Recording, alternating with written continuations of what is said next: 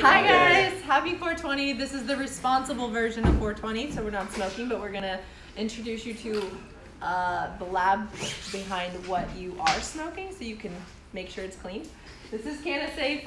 Come on. This is Alice. Hi, Alice Moon here. I'm so excited to check out Cannasafe. Learn how product is tested. My name is Aaron. I'm president here at Cannasafe. We're going to be giving you guys a tour today on High Times 420 edition. This is the educational edition. No dabbing today. Education first. So this is our lab. We're located in LA. We're in the Valley. Cannasafe is the first accredited cannabis lab in the world. That happened in 2012. In 2018, we opened this location in Los Angeles.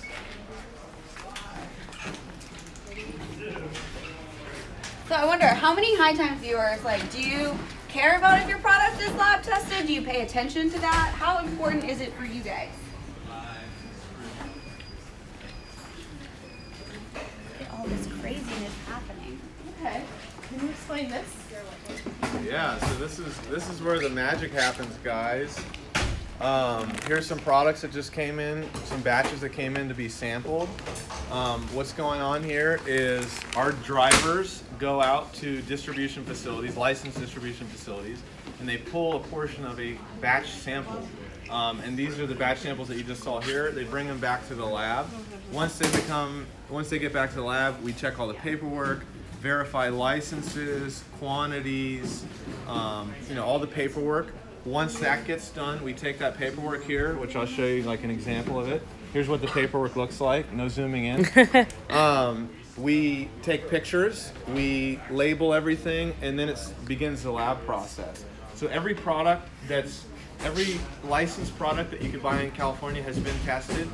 There's a COA attached to that, which has a picture of the product and all the test results, whether it passed safety, what the percentage of cannabinoids are, the terpene content, and all of those things. So once they get logged in, we'll take you guys in here.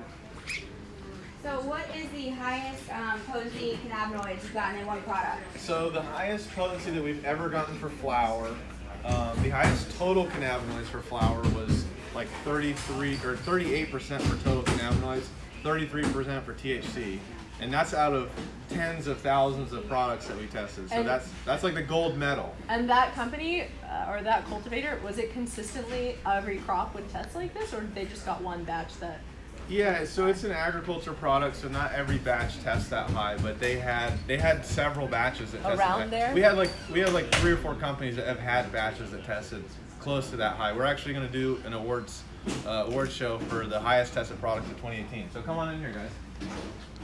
Also, a lot of people do care a lot of what goes into their products. They don't want pesticides. Yeah, they don't want any of that. You don't want to smoke pesticides. You want to know what you're getting. So in this room here, what we do is we mix up the production batches. So this is what flour looks like. It looked like beautiful nugs when we got it, and we mix this up. And the reason that we do this is so that when we test it, we get a representative sample of that batch. So this is a representative sample that basically takes the average of that batch. Here's what it looks like. Can we show that here? So part of the process is we cool it down to freeze it, and then we hit it with a rolling pin.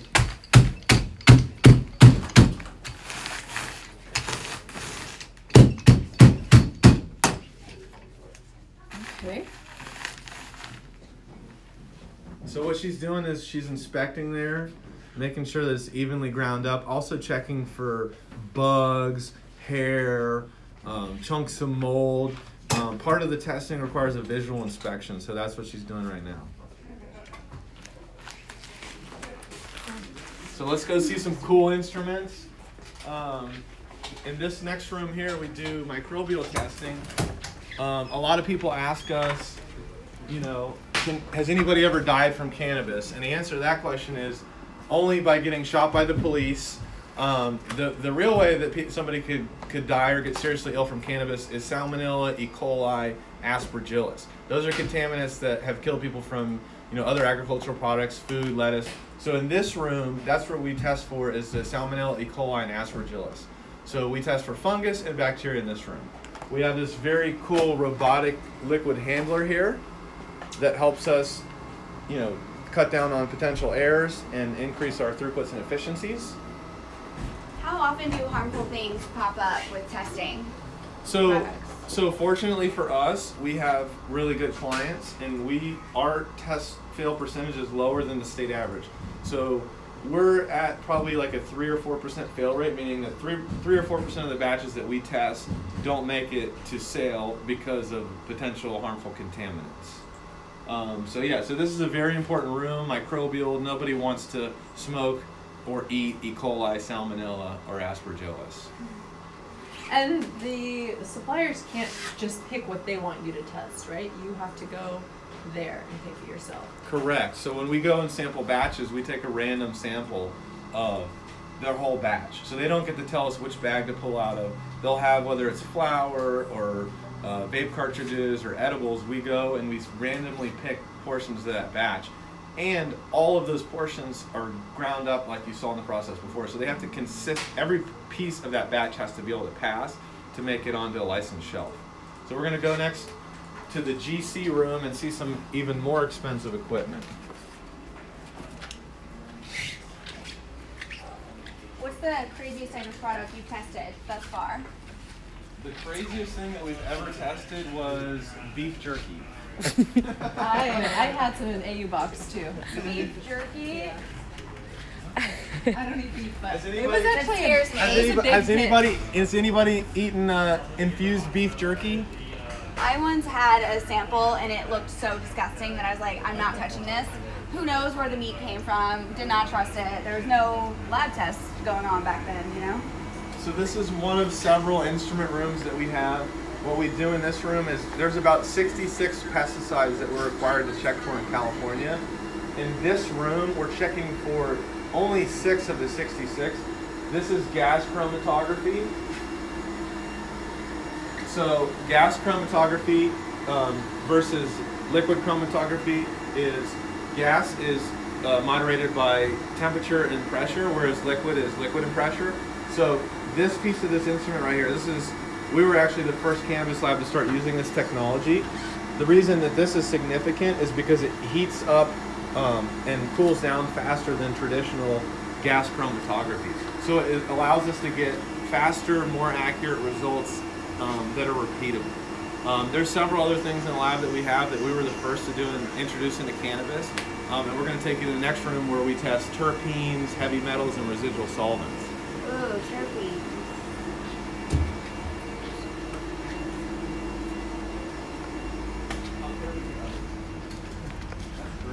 Are any of these trash cans safe for me to throw my water bottle away? Yeah, you can. All right, I'm going to introduce you. Why don't you take a little bit of sponge up here, CLA, and then take them in a post. Yeah, So this room here, these terpenes, what they are. So this room, I'm gonna have any talk. I'm gonna have any talk about terpenes. This room is our GC room where we test terpenes, solvents, and heavy metals. I know there's been some coverage in the media lately about vape cartridges failing for heavy metals. Yes, it is a problem, but it's not a super significant problem. It's also important to make sure that you're buying tested products.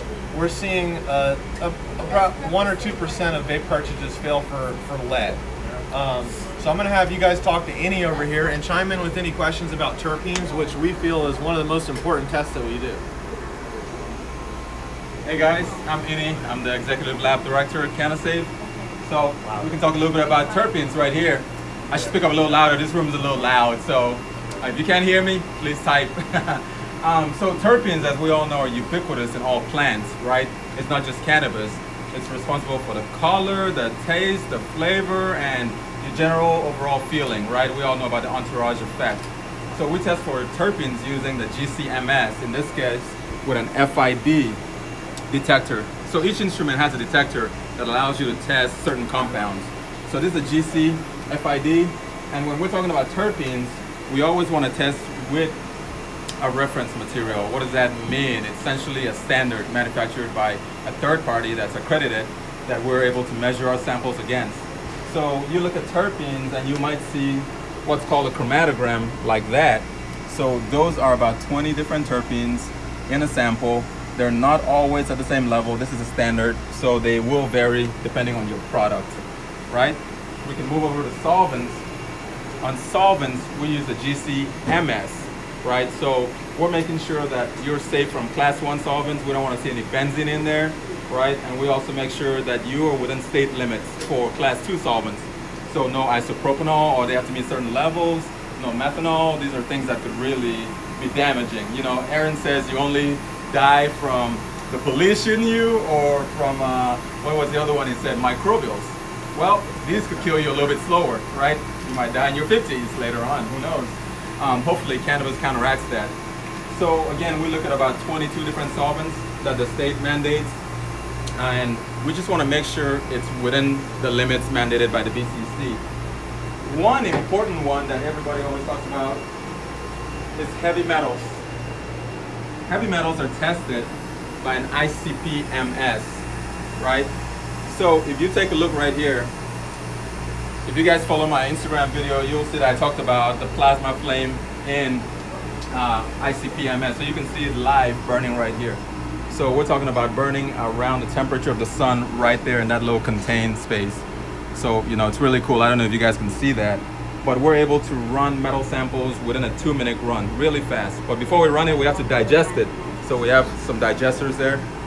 Pretty much what that does is break down products into liquid. So you can put teeth in there and you'd end up with a liquid. Really? Strong acids, yeah. It can pretty much digest anything. You can digest whole vape cartridges in there. It's really cool. High pressure, strong acids, high temperature, and you end up with a liquid that you run on the ICP-MS. That machine is very, very unique. Yeah, yeah, I'm sure yeah. this is all very expensive equipment. You guys are state of the art over here. Yeah, this equipment alone is about 90,000. 90,000. So we could buy Porsche next door, or we could buy one of these. I'd rather have safe cannabis. Right, and we have 2 of them Porsche. to make sure you're safe. Exactly. Yeah, thank you. So we can move on to the next room. Yeah. Look at all these crazy things. What are these here. things? Oh, What are those? Those are ready to digest. So those are samples. Those are edibles that we're about to put on an instrument and get them digested. So that's how they look before they get digested. So they're sitting in acid right now. So to test the edible, you break it down like this and then... Exactly. We have tests for the metals in there too. And by the way, the metals we're talking about arsenic, cadmium, mercury, and lead. So one question I do keep seeing is, are there safe pesticides, or is anything non-organic not usable? Wouldn't that be like ladybugs or like... Ladybugs, right? You don't want to eat those either because those can contain E. coli. So there are organic items that can be used, but not necessarily. People say neem oil is organic. Well, it contains azadirachtin, and that's not tested. That's a pesticide in itself. So whether it's really organic or not, well, it depends on your definition. So any safe pesticides? The reason you don't want to consume pesticides is because all these pesticides were made for, you know, food products or ornate flowers. There's no pesticides that are safe to smoke. There's certain pesticides that are safe to ingest. Your body can process them out. They're used in big agriculture. But there's not really a list of pesticides that's safe to smoke. Miclobutanol, for instance, which is a really popular pesticide in cannabis up until this year, turns into hydrogen cyanide when you smoke it. So I don't know about you guys, but we don't like to smoke hydrogen cyanide over here. And that's what they used to kill people on death row, right? Oh my gosh. So it's actually, yeah, hydrogen cyanide is part of the death row toxic injection that you get. It contains hydrogen cyanide. So we're going to take you guys over there and show you guys what a certificate of analysis looks like.